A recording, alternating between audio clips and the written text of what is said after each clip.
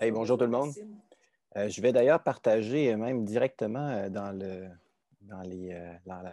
chat le lien vers mon document de présentation si vous voulez justement aller consulter puis cliquer sur des liens complémentaires qui sont à l'intérieur même de la présentation. Fait que ça peut justement donner un coup de pouce. Fait qu'on voit mon partage d'écran maintenant. Je pars mon chronomètre. Denise, je serai dans les temps. Alors, c'est un grand plaisir de collaborer avec l'équipe de la CCPQ qui a fait effectivement un travail colossal justement pour bâtir cet événement virtuel-là.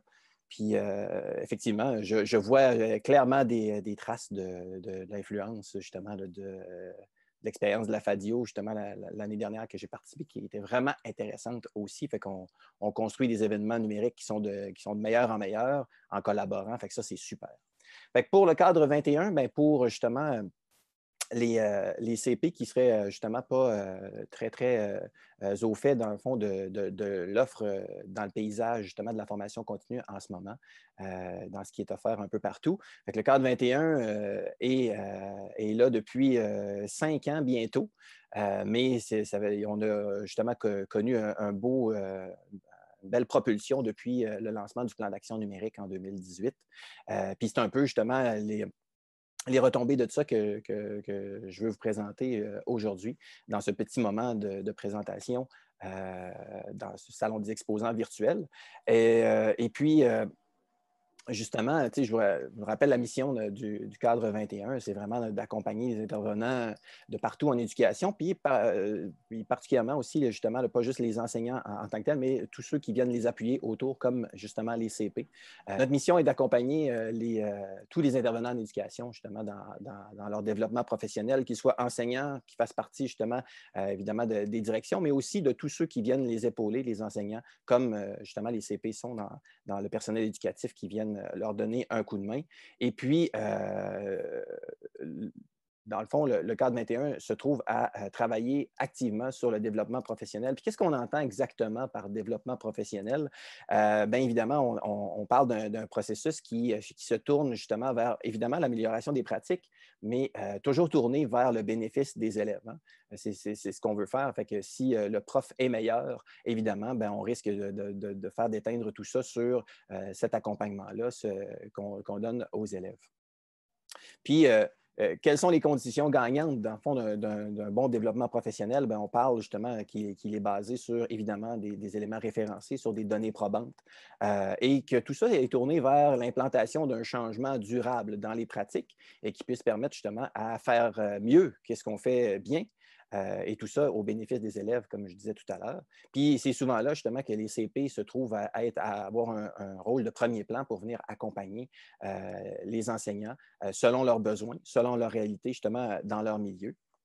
Et c'est pour ça du côté du cadre 21, on est très fiers de faire partie des ressources qui sont mises à la disposition de tout le personnel scolaire du Québec via le plan d'action numérique. Donc, depuis l'automne 2018, toute l'offre de formation en ligne du cadre 21 est disponible sans frais pour tout le personnel scolaire. Puis, depuis ce temps-là, c'est du secteur jeune et en 2020, on a ouvert aussi à l'enseignement supérieur, au niveau du collégial aussi. Puis, on est très heureux d'ailleurs à la rentrée d'avoir pu annoncer que tous les étudiants à la formation initiale au bac ont accès aussi maintenant aux formations. Puis, peuvent bénéficier justement dès leur cours universitaire et leur stage, évidemment, des outils et des stratégies qui sont proposées dans les ressources du cadre 21.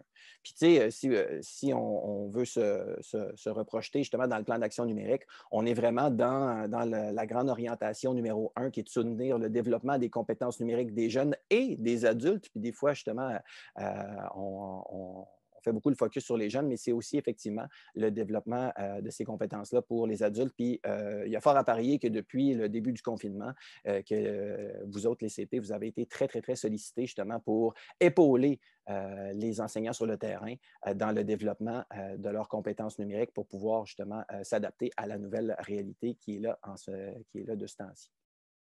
Ce qui fait qu'on parle plus précisément, dans le fond, de cet élément-là, dans les compétences et la culture numérique, de favoriser la formation continue du personnel enseignant, professionnel et de soutien en matière de pédagogie numérique.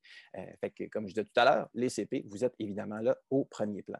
Puis, tout ça s'inscrit, puis ça, je présume, c'est un document que vous avez déjà eu justement accès jusqu'à maintenant de toutes les ressources qui sont là, notamment les diverses ressources du vaste réseau dynamique du récit qui offre un paquet de ressources d'accompagnement de toutes sortes, dont notamment toutes celles qui se retrouvent sur le campus récit.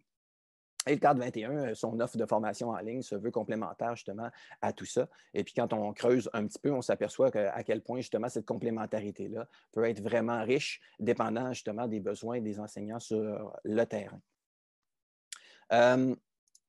Fait que au niveau des formations du cadre 21, de quoi qu'on parle? Bien, on parle justement d'une vingtaine de formations, 21 officiellement là, depuis quelques jours, autour de ces trois axes-là, les compétences numériques, mais pas seulement justement autour du numérique, aussi les stratégies pédagogiques, puis le soutien aux apprenants également.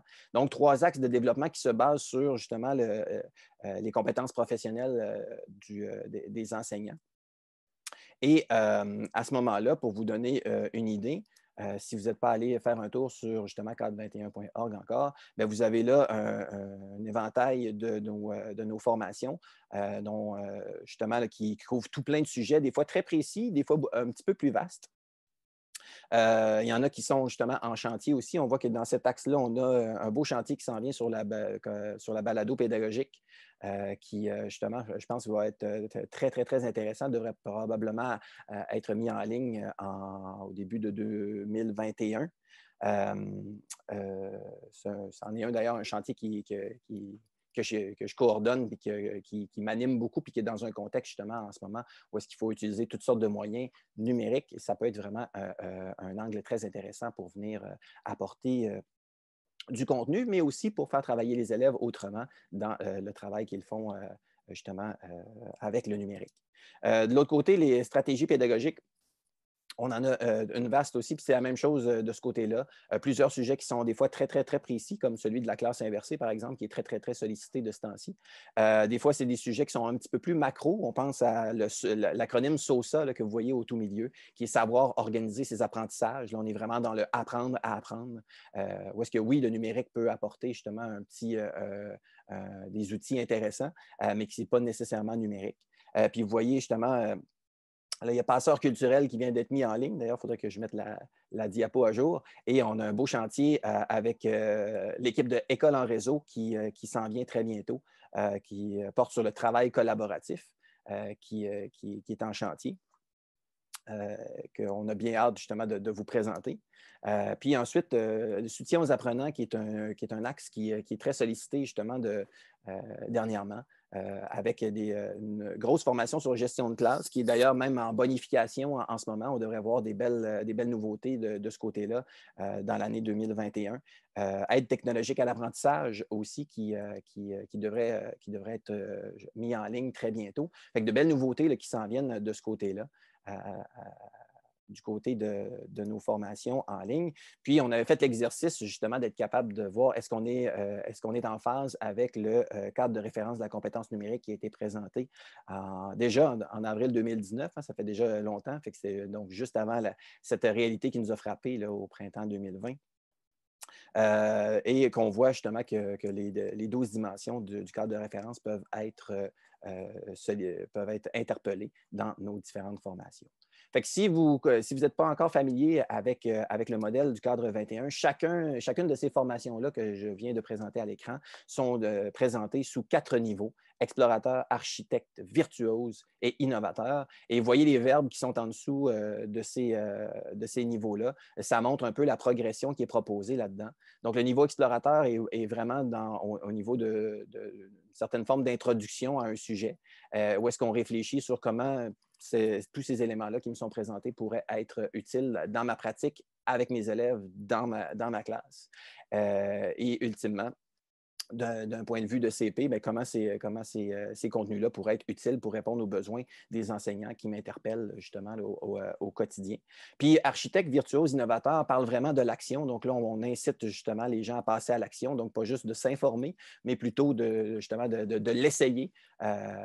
Donc, au niveau architecte, on propose de s'essayer avec une situation d'apprentissage puis d'aller en classe pour pouvoir mettre en action tout ça et d'en témoigner.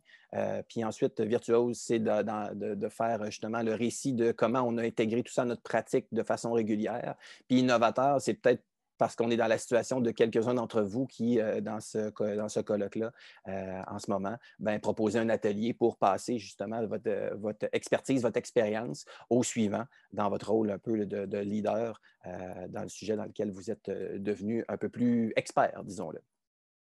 Fait que, dans le contenu de formation en tant que tel, du contenu qui est offert de différentes façons, des textes, des références, des infographies, des vidéos, qu'on y va à notre rythme, parce qu'évidemment, quand on entre dans une formation, bien, tout le contenu est là. Donc, on est dans le complet asynchrone, dans le complet, justement, à notre rythme. Fait que tout est là. Et on peut demander justement à avoir un badge numérique à la fin de notre parcours pour témoigner qu'on a justement fait le parcours au complet. Ce badge numérique-là vient se déposer dans notre portfolio professionnel, donc dans le profil qu'on s'est créé sur la plateforme. Et pour justement demander ce badge numérique-là, on va demander justement de remplir un court formulaire avec quelques questions. Et ces réponses-là seront lues par un de nos responsables de la rétroaction qui viendra justement faire une évaluation à partir d'une grille comme celle-là, qui est du niveau, celle-là c'est l'exemple du niveau 2 d'architecte, qui est une grille évidemment qualitative et avec un barème de réussite ou à retravailler. Et il y a un courriel qui sera envoyé, personnalisé par ce responsable de la rétroaction-là à la personne qui aura soumis un badge. Donc, vraiment, si on fait le travail de réfléchir sur le sujet duquel on a été intéressé, il y a vraiment quelqu'un qui va nous lire et qui va nous envoyer un feedback qu'on veut USB, donc utile, spécifique et bienveillant. Évidemment, sur justement la proaction qui a été mise en place par l'enseignant qui s'est commis justement à aller de l'avant jusqu'à cette réflexion-là. Donc, quand le badge est octroyé, il va se déposer dans le portfolio professionnel. C'est que ça donne un peu ce visuel-là avec cette prof fictive, Marie Lemieux, comme vous voyez à l'écran. Le badge numérique se dépose là. Et quand on clique sur le badge, qu'est-ce que ça nous donne? Mais ça nous donne justement un URL unique relatif à ce badge-là. Donc, le badge est vraiment lié à l'utilisateur et on peut justement avoir la description de ce badge-là, puis vous voyez le bouton en bas qui est « Consulter la preuve ». Donc, les réponses que vous aurez fournies dans le formulaire bien, vont se retrouver encapsulées dans un PDF qui garde les traces justement de votre réflexion et de vos actions, évidemment, dans les niveaux suivants. Fait qu'on est vraiment dans un processus d'action réflexive et on est en train de développer justement une genre d'attestation qui pourrait montrer justement que vous avez investi du temps dans cette formation continue-là. Donc, c'est à venir sur la plateforme là, dans les prochains, on espère dans les prochaines semaines pour pouvoir mettre ça en place et que ça puisse vous aider justement à faire reconnaître le temps que vous, qui est passé sur la plateforme. Évidemment, ce modèle-là peut être décliné en toutes sortes d'intégration dans le milieu. Puis d'un point de vue de CP, on peut justement intégrer les ressources du cadre 21 dans toutes sortes de façons d'accompagnement. Puis à ce moment-là, si ça vous intéresse, bien, on va en parler un petit peu plus longuement dans l'atelier de cet après-midi qui s'appelle la matrice du développement professionnel, le M403. Il y en a peut-être quelques-uns d'entre vous qui avaient justement déjà mis ça dans votre horaire de colloque. Fait que pour en résumé, dans le fond, l'approche du cadre 21 se trouve être sous ce modèle un peu itératif-là, où est-ce que justement cet engagement-là qu'on fait dans notre formation continue devrait justement recevoir un feedback et qui est une reconnaissance qui nous valorise dans cette action-là qu'on fait et qui nous incite à continuer dans cette spirale itérative-là et qu'on sait que justement les CP peuvent être vraiment un élément motivateur dans le fait de bien aiguiller vers les ressources selon les besoins des enseignants sur le terrain. Fait que je finirais, dans le fond, mon propos en montrant justement que cette approche-là, on sait qu'on peut la multiplier dans toutes sortes de contextes aussi, de reconnaître, dans le fond, cet investissement-là qui est fait en formation continue, comme vous le faites en ce moment dans ce contexte-là généré par la CCPQ. Et qu'on a des badges, on a des badges aussi que les utilisateurs peuvent venir ajouter à leur portfolio lorsqu'ils s'impliquent dans les événements de formation continue. Puis tout à l'heure, justement, Karine parlait de la semaine de la formation à distance. Bien évidemment, dans la collaboration qu'on a commencé avec l'organisation, on a justement généré pour la FASIO un badge de participation à cette semaine-là. Même chose pour nos collaborateurs de longue date de l'école branchée qui vont nous parler justement tout à l'heure aussi, avec toutes leur super journée de formation de CréaCamp. Donc, ça fait déjà quelques années qu'on a des badges numériques là aussi qui reconnaissent l'investissement dans la formation continue. Puis évidemment, bien, ça, c'est quelque chose qu'on peut parler aux profs, mais c'est quelque chose qu'on peut justement faire directement comme CP soi-même. Fait que voilà. Fait que pour le point de départ demeure le même, aller créer son compte, puis c'est avec son adresse courriel institutionnelle que justement tout ça commence. C'est comme ça qu'on crée le compte qui a accès à tous ces contenus-là sans restriction de temps et tout simplement. Fait que voilà, c'est que si vous avez des questions, ben, c'est ça, visitez notre site web, écrivez-nous à info@cadre21.org ou trouvez-nous évidemment sur les médias sociaux. Hein. Je répéterai ce que Karine a dit tout à l'heure. On a pignon sur rue sur les médias sociaux, puis c'est une belle façon justement de rester au courant de ce qui se passe avec Facebook, Twitter, Instagram, LinkedIn. On est là, c'est moi qui fais les publications, fait que j'en sais quelque chose. Merci.